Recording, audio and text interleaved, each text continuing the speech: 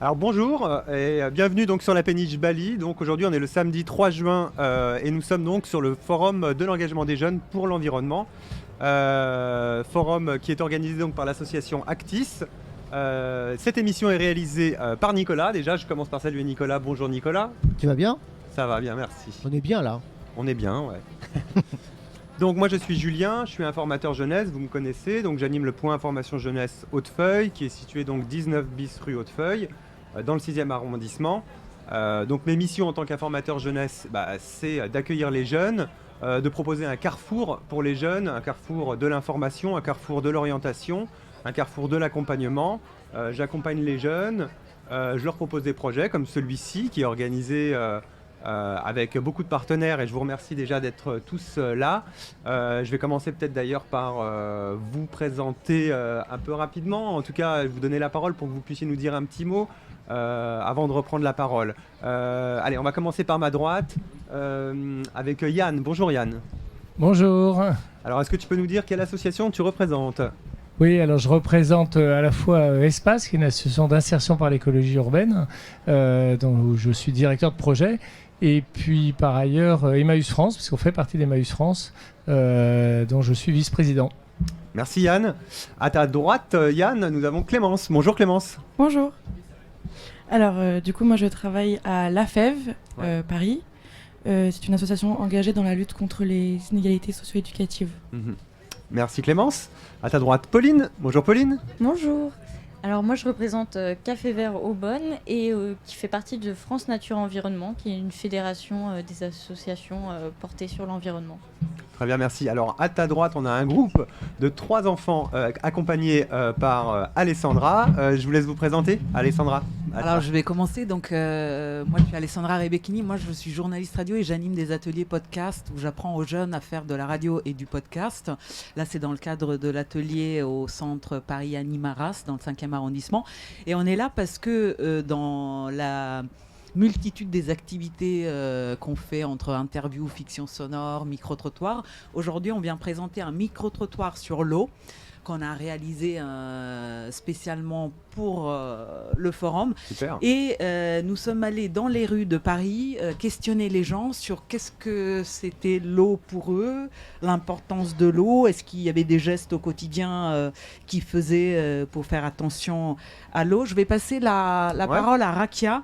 Rakia, on était sous la pluie. Il y avait un peu des gens qui passaient vite et tu avais du mal à les arrêter. Du coup, qu'est-ce qui s'est passé ? Effectivement, on était sous la pluie et tout le monde avait l'air très occupé. Alors avec Elena, une autre membre du podcast radio mais qui n'est pas là aujourd'hui, nous avons décidé de nous interviewer l'une à l'autre en prenant des identités différentes pour pouvoir non seulement s'occuper mais en plus élargir un peu plus le podcast radio et notre expérience. Super. Et donc les micro-trottoirs que nous allons écouter, il y en a un réalisé par Juliette et Armand, donc où ils ont effectivement croisé une personne dans la rue qui répond qu'est-ce que c'est que l'eau, les gestes au quotidien qu'elle fait pour faire attention à l'eau. Et donc Rakia qui interviewe Elena, et Elena elle se met dans la peau de quelqu'un donc qui répond à comment elle fait attention à l'eau. Voilà. Très bien. Alors je vais passer la parole à William avant de réécouter, qu'on écoute le podcast que vous avez réalisé. William, bonjour. Bonjour, donc moi c'est William, je travaille pour la Maison des Volontaires en tant que chargé de projet d'accompagnement. Donc la Maison des Volontaires a pour objectif de sensibiliser tous les jeunes à l'engagement et au volontariat. Super William. Donc voilà, donc ici aujourd'hui c'est le forum de l'engagement des jeunes pour l'environnement. Le but de ce forum, c'est de pouvoir sensibiliser les jeunes à la cause environnementale en leur proposant des missions de bénévolat ou de service civique. Et c'est pour ça qu'on a invité tous ces partenaires, que vous êtes là pour pouvoir proposer, rencontrer des jeunes et les inciter à s'engager en leur proposant des missions valorisantes. Donc moi j'ai oublié de dire que donc je suis Julien Tesgui, je suis informateur jeunesse et donc le point information jeunesse est donc rattaché au centre Paris Anime Richard Wright dans le 6e arrondissement. Voilà, c'était la petite chose que je voulais préciser. Nicolas, jingle ?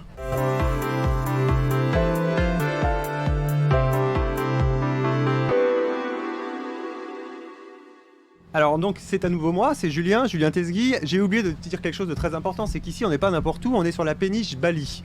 Cette péniche, c'est une péniche pour la paix qui est animée, portée, c'est un projet qui est porté par l'association Alternate et son capitaine Eric, qui n'est pas très loin je crois. Bonjour Eric. Tu veux nous dire un petit mot Eric ? Avec plaisir. D'abord, vous êtes tous et toutes très bienvenus sur ce bateau. C'est un bateau qui a été aménagé par un instituteur pour des colonies de vacances et des classes de découverte. C'est le seul de toute l'île de France qui a cette capacité. Les autres bateaux sont plutôt pour des croisières et des accueils de luxe ou festifs, strictement festifs. Et notre association est née au sein du service civil international, ici représenté aujourd'hui par Co-Travaux, qui est parmi nous. Donc né du volontariat, de l'engagement volontaire de jeunes à l'époque, il y a 40 ans, autour de l'idée très très idéaliste d'un bateau pour la paix. Et donc la première chose qu'on a à partager avec chacune des personnes qu'on accueille ici, c'est qu'est-ce que la paix pour moi. Donc c'est une invitation à réfléchir chacun d'entre nous sur qu'est-ce que ça peut vouloir dire la paix, pour pouvoir ensuite réfléchir tous ensemble à qu'est-ce qu'on peut faire tous ensemble pour faire progresser la paix. Alors que malheureusement, il y a un certain nombre de personnes à travers la planète qui pensent que la guerre, ça peut leur rapporter du pouvoir, des territoires et de l'argent aussi. Et qui du coup ne tirent pas forcément dans le bon sens. Donc ça souligne que l'engagement, y compris à travers la protection de l'environnement, puisqu'on sait que la dégradation de l'environnement peut générer des conflits, l'engagement pour la paix a besoin de chacun d'entre nous. Merci Eric. Eh bien écoutez, moi je vous propose de passer à l'écoute de ce magnifique podcast qu'ont réalisé les enfants d'Alessandra, si je puis dire. Donc Rakia et comment vous appelez-vous déjà ? Juliette et Armand. Et Armand. Bon bah on vous écoute. C'est parti. Bien, allô.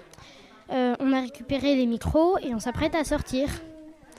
Pour la journée mondiale de l'eau, nous sommes partis dans les rues de Paris pour interviewer des gens pour savoir ce qu'est l'eau pour eux. Bonjour, quels sont vos prénoms ? Jeanne. Driss. Et votre âge, si ce n'est pas indiscret ? 22 ans. Et 22 ans aussi. Eh bien, merci. Nous faisons un podcast radio sur les thèmes de l'eau. Donc je voudrais savoir, c'est quoi l'eau pour vous ? Alors moi, je ne bois que de l'eau. J'adore l'eau. Je trouve que ça a à la fois un goût très fort dépendant des eaux différentes et à la fois c'est assez neutre pour qu'on puisse l'accorder avec n'importe quel type de nourriture, de moment, etc. Merci. Et pour vous ? Pour moi, c'est la meilleure boisson du monde et la base de la vie. D'accord, merci bien. Est-ce que vous faites des gestes au quotidien pour économiser l'eau ? Ah, alors oui, je pense qu'il faudrait faire plus. Des gestes comme éteindre l'eau du robinet quand je me brosse les dents, réutiliser plus ou moins l'eau quand je peux. Mais je pense que, et merci de me poser la question parce que je pense que je pourrais faire plus d'efforts effectivement. Alors moi j'essaye d'éteindre l'eau du robinet quand c'est possible, mais sinon je fais pas plus de gestes pour économiser l'eau. Et est-ce que vous pensez que l'eau est un problème dans certains pays ? Oui, je pense que c'est un fait clair et qu'on devrait tous en être conscients et essayer de, ensemble, à notre échelle, faire des efforts pour régler ces problèmes. Et vous ? Alors, je pense qu'il y a quelques pays où effectivement la situation de stress hydrique est très exacerbée et qu'il y a vraiment des pays qui manquent d'eau. Après avoir interrogé quelques personnes dans la rue, nous nous dirigeons vers la boulangerie. Nous vous contacterons prochainement pour savoir ce qui se sera passé. Alors, on a essayé d'interroger le boulanger, mais ça s'est pas bien passé comme prévu, vu qu'ils étaient encore en plein travail. C'était une mauvaise idée. Là, on est devant la boulangerie et on attend que quelqu'un de pas pressé passe. Elena, pouvez-vous me faire un petit résumé de la situation depuis que nous avons commencé le micro-trottoir ? Alors, déjà, on a dû faire l'aller-retour parce qu'il pleuvait, tout ça. Après, on devait aller dans la boutique, mais vu qu'il pleut un peu trop, on a changé de destination. Du coup, on est allé devant le bus, on a interrogé une dame. Après, on a interrogé un couple, je crois. Oui, je pense. qui est très sympa. Après, on est allé dans la boulangerie. Mais bon, vu que ils travaillent, on n'a pas pu les interroger. Mais c'est la vie. Alors bonjour, je m'appelle Sophia, je suis anglaise et j'ai 22 ans. Bonjour Sophia, qu'est-ce que vous pensez de l'eau? Alors l'eau c'est important. Sans elle, on pourrait vivre, mais bon, on se gaverait de soda et ça c'est pas bien. Je comprends, mais bon, c'est vrai que l'eau c'est très important. Et est-ce que vous pensez que l'eau peut être un problème dans certains pays? Oui, parce que dans certains pays, l'eau coûte très cher alors que c'est vital pour vivre. Et est-ce que vous pensez que l'eau peut avoir des goûts différents en fonction de la source? Personnellement, j'ai goûté toutes sortes d'eau. Je trouve qu'elles ont tous le goût pareil. Elles ont une sorte de goût, mais je n'arrive pas à le définir. Eh bien, merci Sophia. C'était très intéressant. Merci et au revoir. Ouais, c'était super. Personne n'a cru que t'étais Elena. Ok, vas-y à toi. C'est moi qui t'interroge. Nous sommes en compagnie d'un garçon. Comment vous appelez-vous? Je m'appelle Martin. Alors, nous allons vous poser quelques questions sur l'eau si ça ne vous dérange pas. Bien sûr que non, voyons. Alors, si vous deviez faire une définition de l'eau, qu'est-ce que ce serait pour vous? Alors, pour moi, l'eau, c'est quelque chose de vital, quelque chose d'important. Sans l'eau, on ne peut pas vivre, tout simplement. Je pense que l'eau, c'est important partout, pas seulement dans le monde, ni pour seulement les êtres humains. Toute chose a besoin d'eau, une plante, un animal, tout. Comment penserez-vous que dans le futur, pourrions-nous nous passer d'eau? Je pense que non, parce que même dans le futur, le corps humain aura encore et toujours besoin d'eau, comme les animaux et les plantes. Est-ce que vous avez l'impression que l'eau est problématique dans certains pays? Évidemment, il y a certains pays qui n'ont pas accès à l'eau potable, ou alors très très peu. Il y a des pays riches, et les pays pauvres. J'ai l'impression que les pays pauvres ont vraiment beaucoup de problèmes avec l'eau, mais il y a une ville appelée Singapour qui a également énormément de problèmes, car c'est une ville riche et les riches consomment beaucoup plus d'eau. Ok, pensez-vous qu'il manque de fontaines à Paris? Je pense que peut-être qu'on devrait en trouver un peu dans les rues, parce que je trouve qu'il n'y en a que dans les parcs. Ok, bon, eh bien merci Martin et au revoir. De rien. Il est en train d'interroger quelqu'un. Je parle bien de Armand, la seule présence masculine du groupe. Nous sommes en moment même avec Rakia qui va nous donner sa conclusion du micro-trottoir que nous avons fait aujourd'hui. Je passe la parole à notre journaliste Rakia. Bonjour, alors voilà, on vient de finir le micro-trottoir, on va bientôt rentrer au centre Arras. On a interrogé vraiment beaucoup de personnes très intéressantes. Martin, Sophia, Jean-Philippe, plein de gens très intéressants. Je pense que c'est tout. On s'est beaucoup amusé et on est de retour au centre Arras. On va devoir vous quitter. À bientôt pour un nouveau micro-trottoir. Cordialement, Rakia. Bon alors bravo à vous les enfants et bravo à les pour le travail. Et je tiens à préciser que Armand et Juliette avaient aussi interviewé des gens, mais bon là on l'a pas, mais vous pouvez l'écouter sur le YouTube de Actis.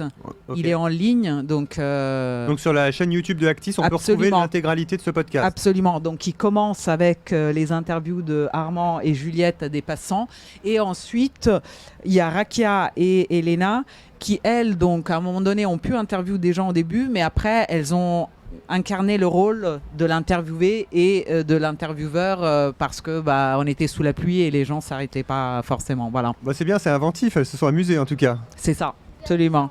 Ouais. Bravo. Vous voulez dire un mot, Juliette, Armand, sur l'eau? Vous, c'est quoi vos gestes au quotidien pour faire attention à l'eau, Juliette? Moi, j'achète pas de bouteilles en plastique parce que ça pollue la planète. Et je trouve que c'est plus simple de prendre de l'eau du robinet. Et puis après, à chaque fois qu'on a fini de se laver les mains, on éteint tout de suite le robinet. C'est déjà énorme. Et toi, Armand, tu fais quoi pour faire attention à l'eau?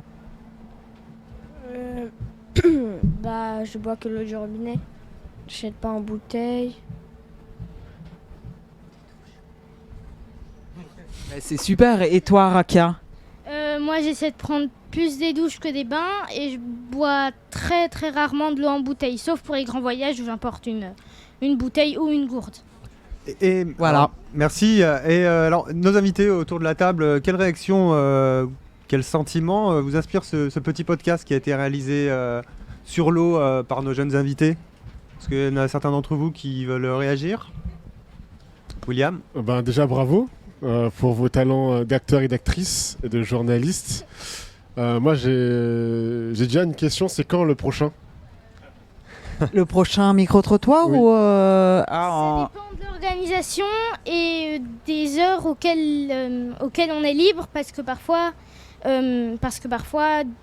à raison de programmes ou d'examens ou encore d'activités en dehors du podcast radio, c'est un peu compliqué d'être tous présents. En fait, on trouve des thèmes en lien soit avec l'actualité, soit avec des problématiques qui nous préoccupent tous au sein de l'atelier. Et puis on se dit, on va sortir par exemple Juliette, en début d'année, elle voulait interroger les gens sur 2023, quelles sont vos attentes, quels ont été les moments marquants de 2022. Donc ça aussi c'est en ligne. Donc voilà, on voit en fonction de ce qui se passe. Là peut-être qu'on va en faire un sur les vacances avant la fin de l'année, pour ou contre les vacances. On va aller questionner les gens. C'est un grand débat. Il y a des gens qui sont contre les vacances. Il y a des gens qui sont pour les vacances, mais il y en a qui sont contre les vacances. Contre les vacances voilà. Je sais pas. On n'habite pas tous sur la même planète non plus. Moi j'avais une question pour vous les enfants.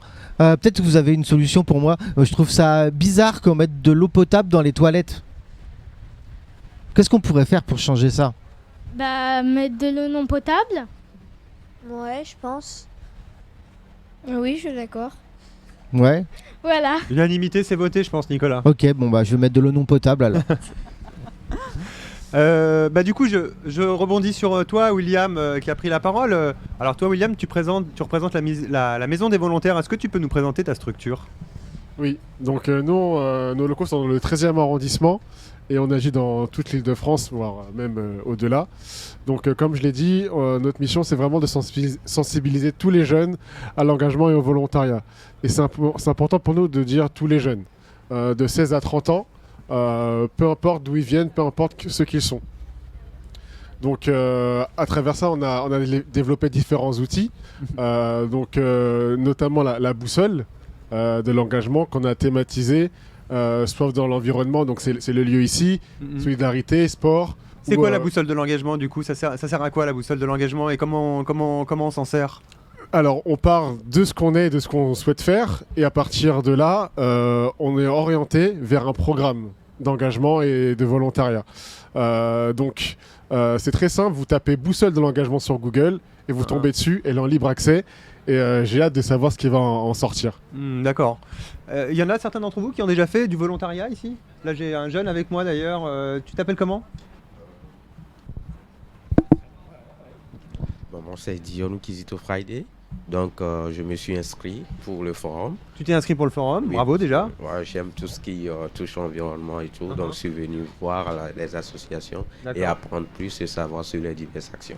Avec l'idée peut-être de t'engager pour un bénévolat ou un volontariat? Oui, pourquoi pas. D'accord, ok, super.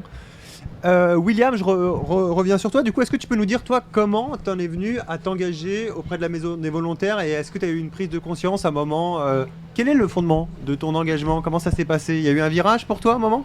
Il y a eu un virage, disons que j'ai eu plusieurs vies dans l'engagement. J'ai eu une première vie d'engagé justement avec la FEV, où j'ai commencé en tant que bénévole. Et ensuite, voulant en faire plus, j'ai fait un service civique là-bas. Ensuite, j'ai fait d'autres dispositifs de la FEV, les CAPSeurs, ambassadeurs, etc. Donc il y a vraiment eu un engagement local, ensuite international, notamment au Sénégal et au Pérou, où j'ai pu m'engager auprès d'ONG. Et ensuite, j'ai fini mes études. Et c'est ce basculement, parce que j'ai commencé à faire du droit. Et en m'engageant, j'ai vu que ce n'était pas du tout ce que je voulais faire. Et c'est avec cet engagement-là que j'ai basculé vers la solidarité locale et internationale. Et aujourd'hui, du coup, tu sais ce que tu veux faire? Eh ben oui. Tu veux faire quoi alors? Justement, j'ai envie que tout le monde puisse vivre cette expérience d'engagement à une période, à un moment donné de sa vie. Justement, si on ne sait pas ce qu'on souhaite faire ou si on sait ce qu'on souhaite faire, pouvoir se tester, gagner en compétences autrement, je pense que c'est vraiment une bonne façon de le faire. Et d'ailleurs, vous avez un dispositif, je crois, super intéressant à la Maison des Volontaires pour tous ceux qui veulent s'engager. C'est que vous proposez des logements, je crois. Est-ce que tu peux nous dire ce que c'est ? C'est ça. On a fait le constat que pour ceux qui s'engagent dans un volontariat, type service civique ou volontariat européen, c'est très compliqué de se loger à Paris parce que ils touchent environ 600 € par mois. Je vous mets au défi de vivre à Paris avec 600 € par mois. C'est très compliqué. Logement, nourriture, etc. Donc c'est pour ça qu'on a voulu créer cette résidence sociale accessible à tous les volontaires, le temps de leur volontariat, de leur mission, pour qu'on puisse lever ce frein de l'hébergement. Et du coup, ça revient pas cher du tout. Oui, en moyenne, donc ils sont automatiquement éligibles aux aides de la CAF. Donc en moyenne, ils peuvent payer entre 60 et 150 € par mois pour un 18 mètres carrés tout équipé. Et vous avez beaucoup de place dans cette résidence ? On a 42 logements qui sont pleins à craquer. J'ai déjà des demandes pour septembre prochain. Donc il y a une grosse demande. 42 logements, ce n'est pas assez malheureusement. On aimerait faire plus, mais pour l'instant, c'est comme ça. C'est super en tout cas. Bravo William. Il y en a qui ont déjà ici bénéficié des logements de la Maison des Volontaires, qui sont engagés peut-être parmi vous ? Non ? Alors, on va rebondir avec la FEV, puisque tu parlais de la FEV. Clémence, bonjour. Oui. Alors, donc toi, tu représentes la FEV. Oui, tout à fait. Du coup, très intéressant ton parcours. Du coup, la FEV, comme je le disais, c'est une association qui existe depuis plus de 30 ans, engagée dans la lutte contre les inégalités socio-éducatives, qui travaille dans les quartiers prioritaires de la ville. Je ne sais pas si je rentre dans les détails techniques de ce que c'est. De quoi ? Les quartiers prioritaires de la ville. Tu peux nous dire en tout cas peut-être ce que... Oui, vas-y, tu veux dire ? Vas-y, alors vas-y, dis-nous. C'est des quartiers qui rencontrent un certain nombre de difficultés, notamment socio-économiques. Et donc du coup, on est présent dans ces quartiers-là. À Paris, il y en a à peu près une vingtaine, répartis dans nord, ouest et sud. Donc on est présent dans les établissements scolaires, on fait de la sensibilisation. Le gros projet qu'on porte, c'est le mentorat. Le mentorat, en fait, c'est un accompagnement, c'est un bénévole étudiant qui accompagne 2 heures par semaine un jeune en difficulté dans les quartiers prioritaires. Et donc du coup, c'est de la sensibilisation, c'est de la devoir par exemple.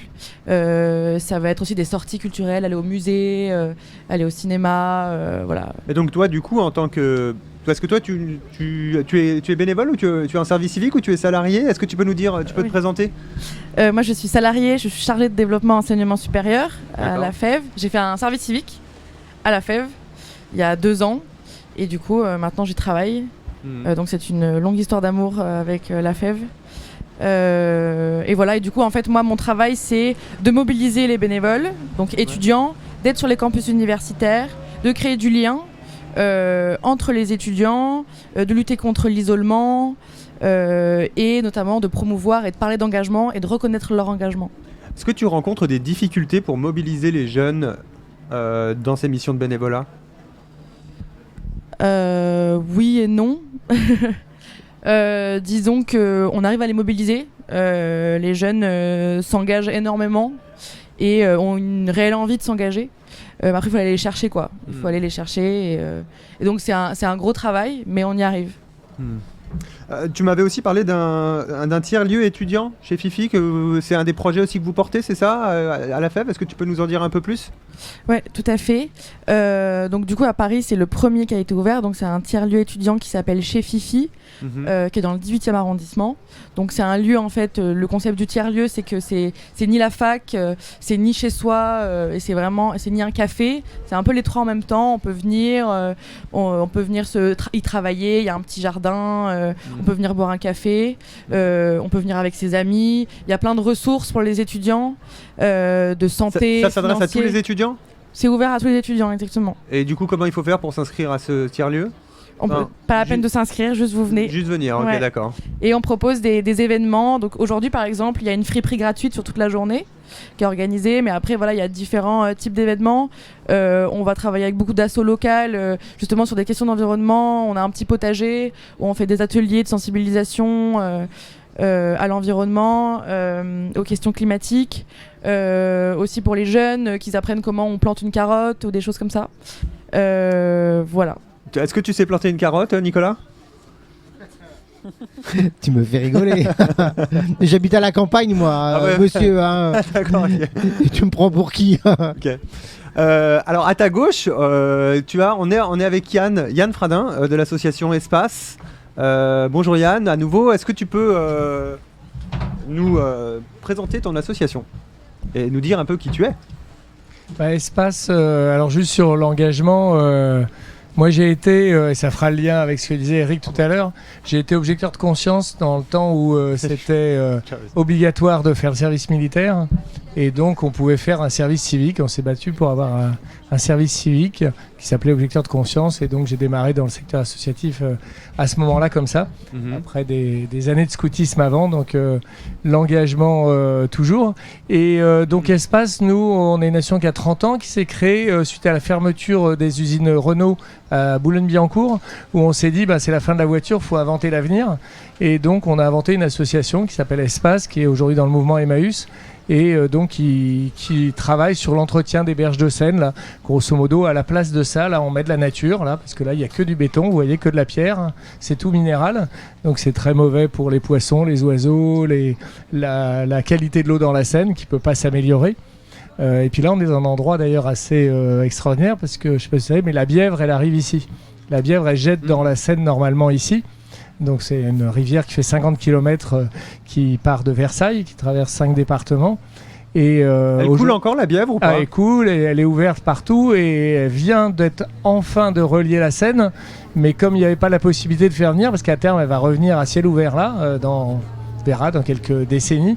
Mais il y a déjà des places qui sont réservées, notamment à côté du jardin des plantes. Et actuellement il y a un tuyau qui la dérive et elle arrive au niveau du périphérique. Mais depuis décembre, elle coule dans l'eau naturelle de toute la vallée de la Bièvre. Elle coule directement en Seine, mais personne n'a voulu en parler parce qu'on a tellement honte de se dire qu'elle ne peut pas couler à l'endroit où elle devrait couler, qu'on emmène un tuyau pendant 1 km pour emmener toute l'eau quand même dans la Seine, comme si c'était de l'égout. Donc voilà quoi.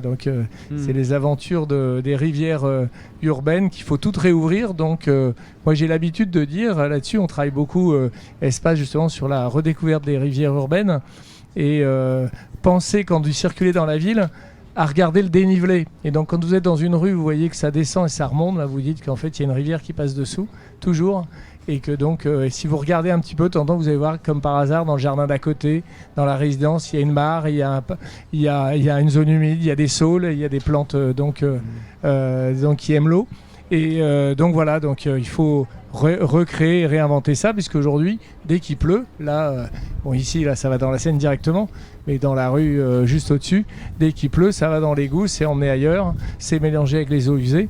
Et pendant ce temps-là, ça n'alimente pas la nature et les rivières à court terme.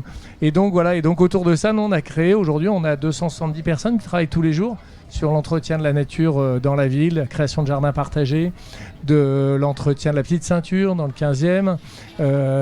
Par exemple, on a eu une visite le 2 septembre, si certains sont intéressés par exemple.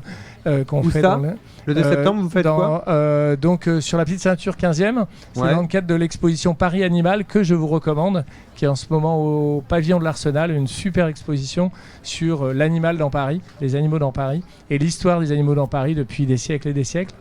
Et donc dans ce cadre-là, on va aller voir les animaux dans la nature, dans leur milieu naturel, sur la petite ceinture qu'Espace entretient et réouvre petit à petit avec la ville au public et avec d'autres associations. Je pense à Études et Chantiers, j'ai vu qu'il y avait le logo sur la plaquette, etc. On réouvre ces espaces.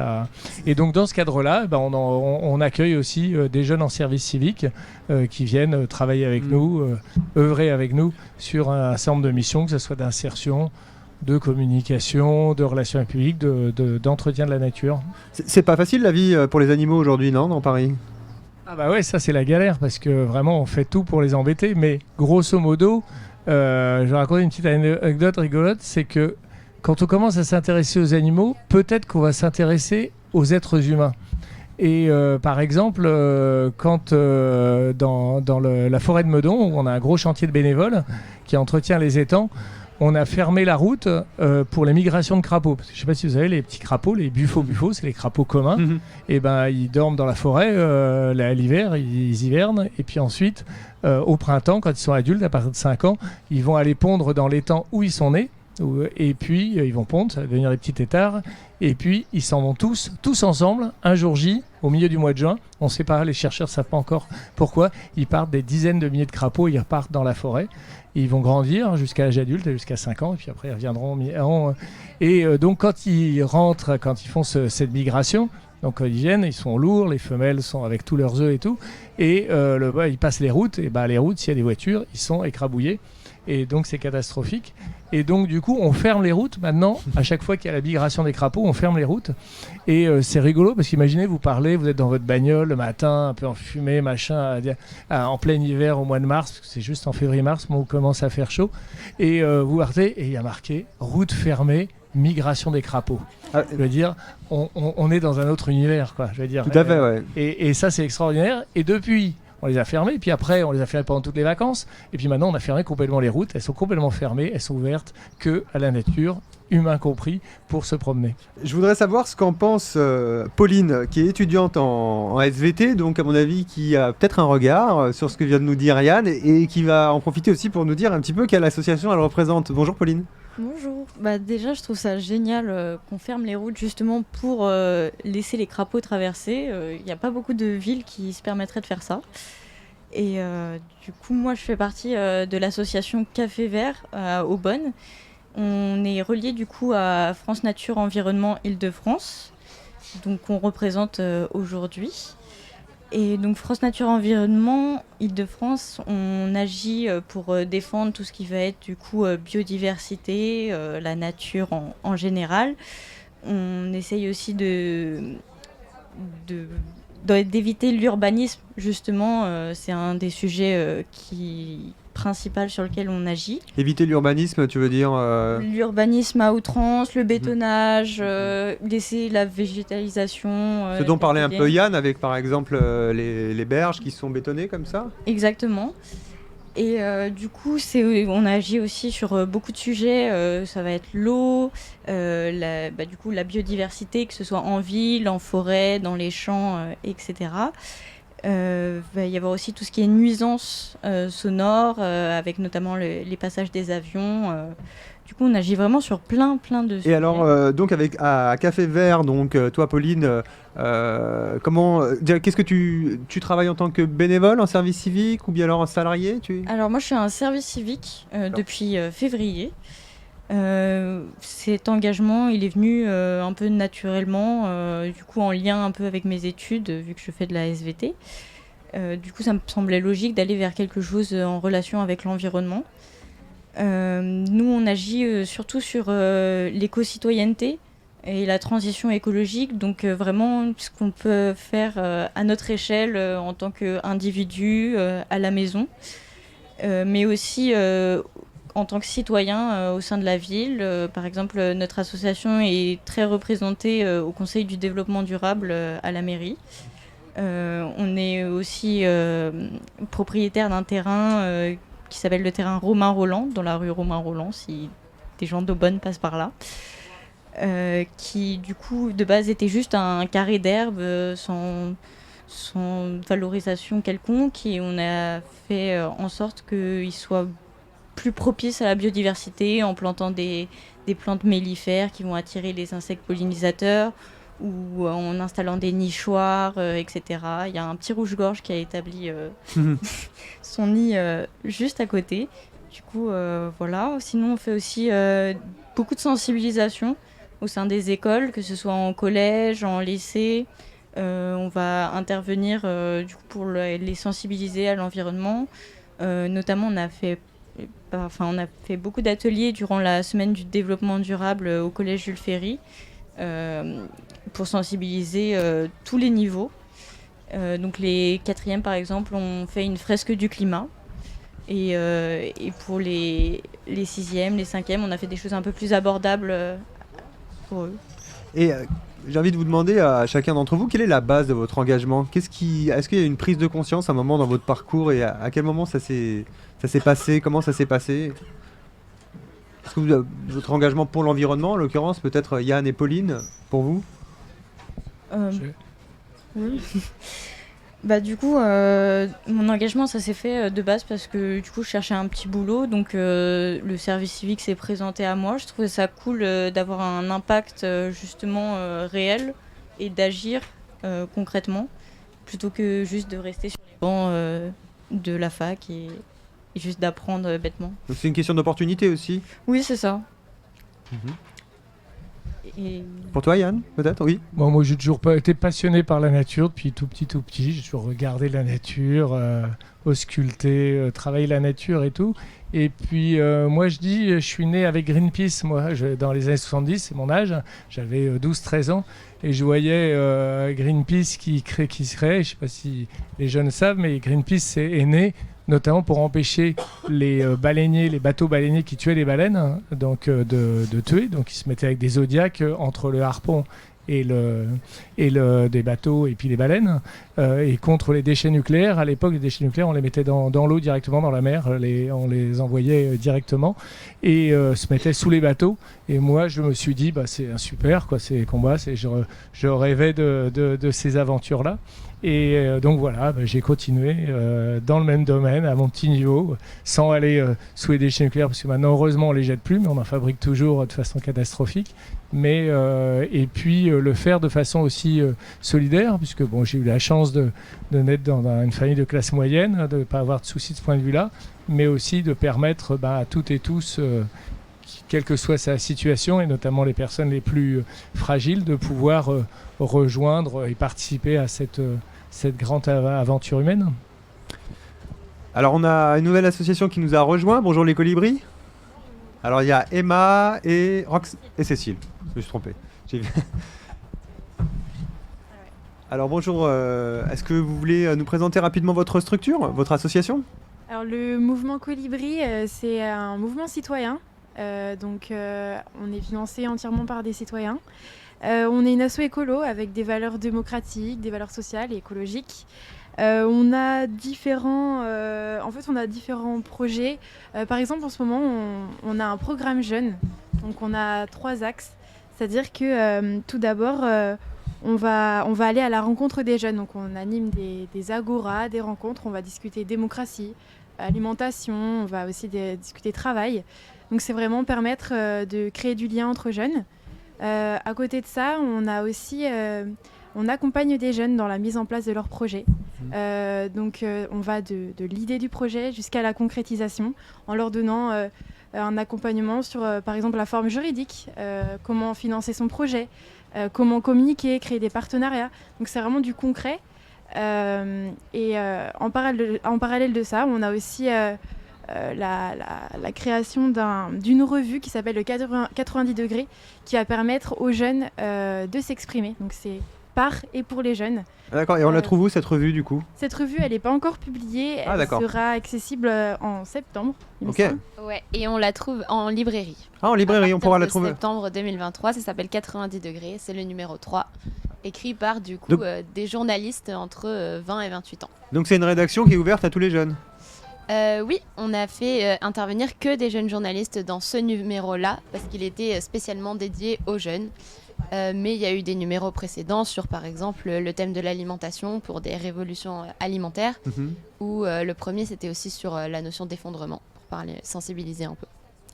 Alors vous, est-ce que vous pouvez nous dire un petit peu comment vous en êtes venu, vous êtes en service civique, comment vous êtes engagé chez Colibri et pourquoi? Oui, je peux commencer. Moi, je suis en études supérieures et ça faisait longtemps que je voulais m'engager sur ce thème-là, mais je ne savais pas trop comment. Et j'ai eu cette opportunité à travers ma fac de trouver cette offre de service civique, et j'ai vu que ce que faisait le mouvement Colibri était totalement en accord avec mes valeurs, avec ce que je cherchais à faire, à prôner une transformation radical de la société vers un modèle plus juste, démocratique, solidaire et écologique. Et du coup, j'ai sauté le pas et là, je suis du coup en service civique depuis 5 mois. Et j'adore mes missions, c'est super concret, on a plein d'autonomie, de responsabilité et il y a une super ambiance, donc je recommande. Et du coup, à l'issue de ton service civique, qu'est-ce qui va se passer? Tu vas continuer à t'engager pour l'environnement? Tu vas essayer de travailler dans l'environnement? Tu vas essayer de travailler chez Colibri? Qu'est-ce que tu vas faire? Ça c'est clair, je vais rester dans le milieu, je sais pas encore comment, mais je vais pas couper les ponts et je vais essayer de trouver déjà d'autres expériences dans d'autres associations et rester proche de Colibri, m'engager d'autres manières, mais c'est sûr que je vais continuer. Et toi? Alors moi c'est un petit peu une étape, donc j'ai fait une licence et pendant les confinements, le Covid, j'ai eu beaucoup de remises en question.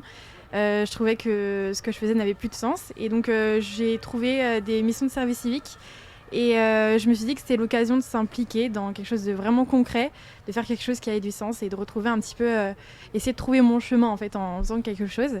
Et donc le mouvement Colibri, c'est vraiment une chouette expérience comme tu l'as dit, super bonne ambiance, on est pas mal de service civique donc c'est un petit groupe sympa et puis le mouvement Colibri est un mouvement qui a disons différentes actions sur différents domaines donc c'est plutôt large et donc c'est vraiment chouette de pouvoir s'impliquer sur différents aspects.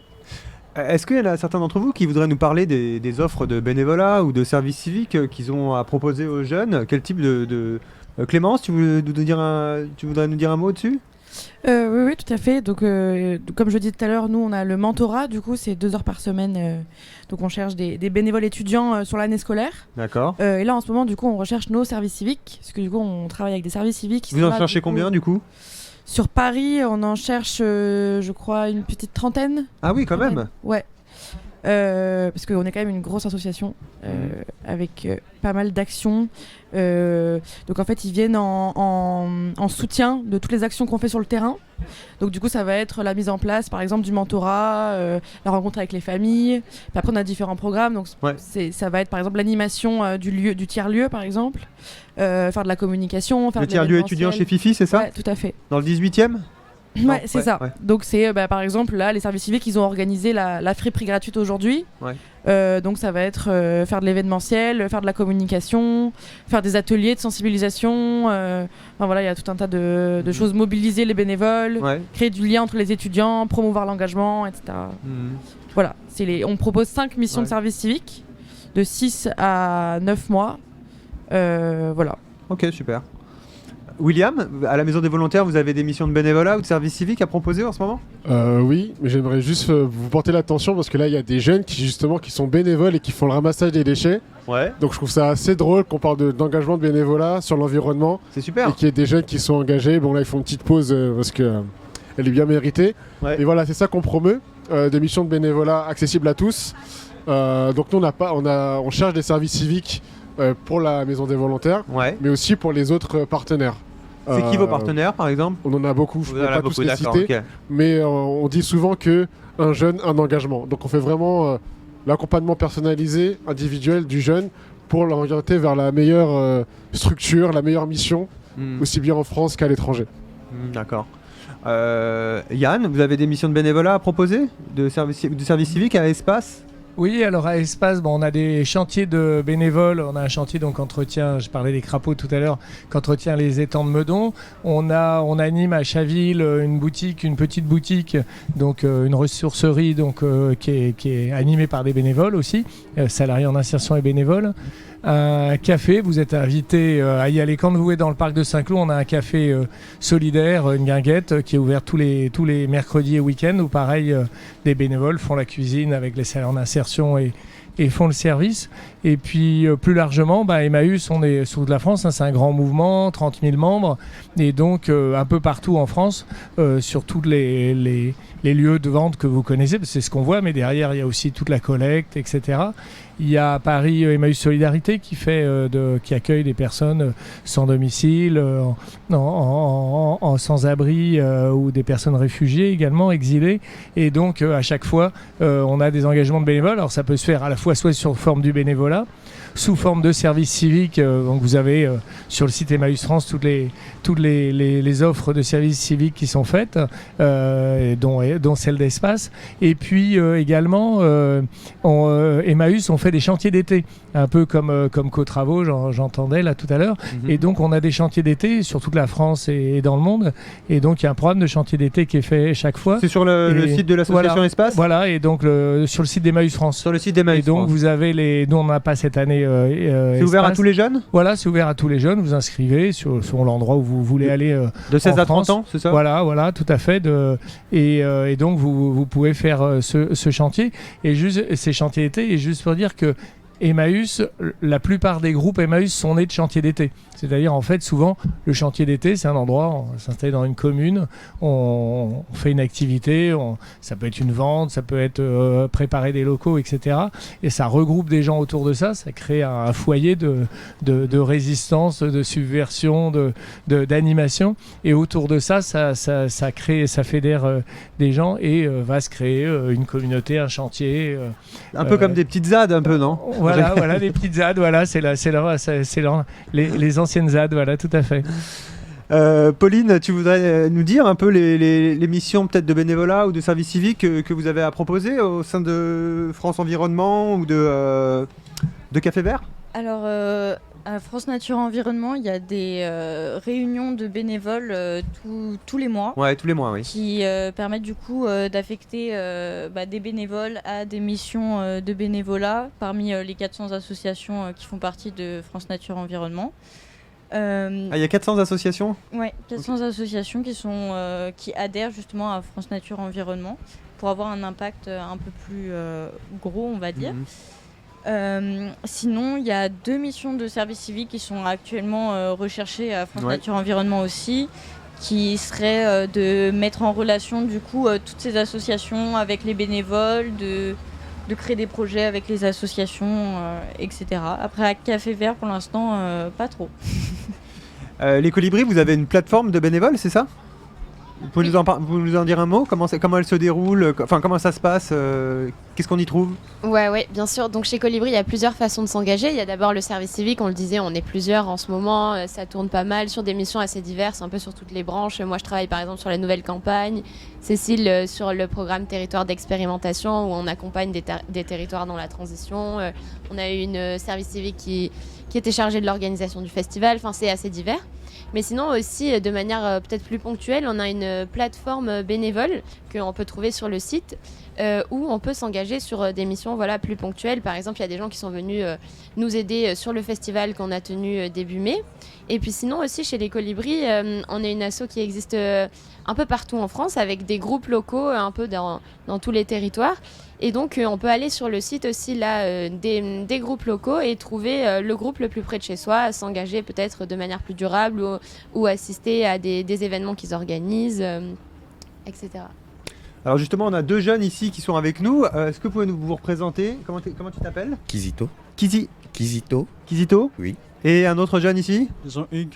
Jean-Hugues. Oui. Est-ce que ça vous a donné envie de vous engager là, ou de trouver une mission de bénévole ou de service civique avec certaines des associations présentes?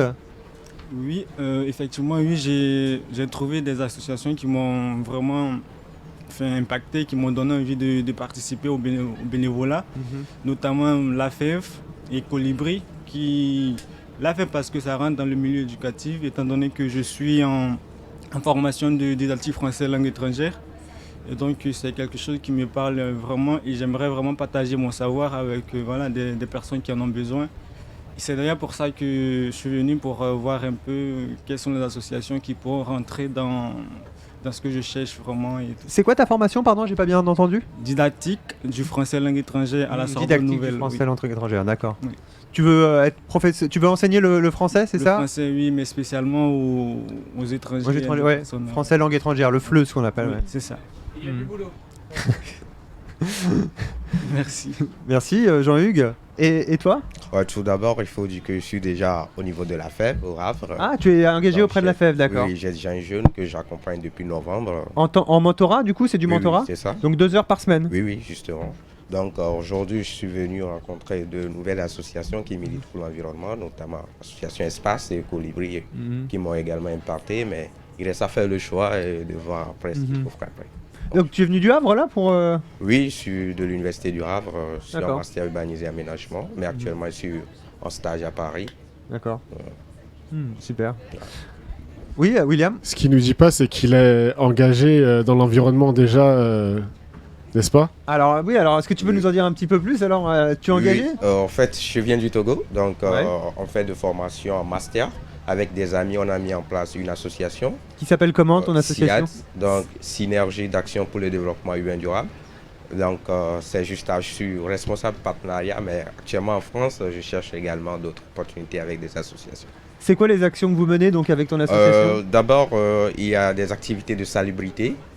Il s'agit de détecter des potoirs sauvages dans des communes et tout, et de planifier des activités pour essayer d'éradiquer ce phénomène, mais aussi de mener des conférences de sensibilisation sur la question environnementale, le changement climatique et tout. Ouais, et vous voudriez mettre en place des partenariats entre la France et le Togo, c'est ça? Oui, si possible, si possible. Ah bah bonne chance alors. Merci beaucoup. Nicolas, est-ce qu'il y a une des associations présentes qui t'a donné envie de faire du bénévolat? Tu vas t'engager aussi? Il faudrait que j'ai le temps. Mais après, je me demande, est-ce que c'est une question de temps, l'engagement? Non? Même si j'ai une demi-journée par semaine, ça peut le faire? Oui. On s'adapte. Ouais, donc c'est un faux. En général, tu démarres pour une demi-journée et tu passes ta vie après. C'est ça.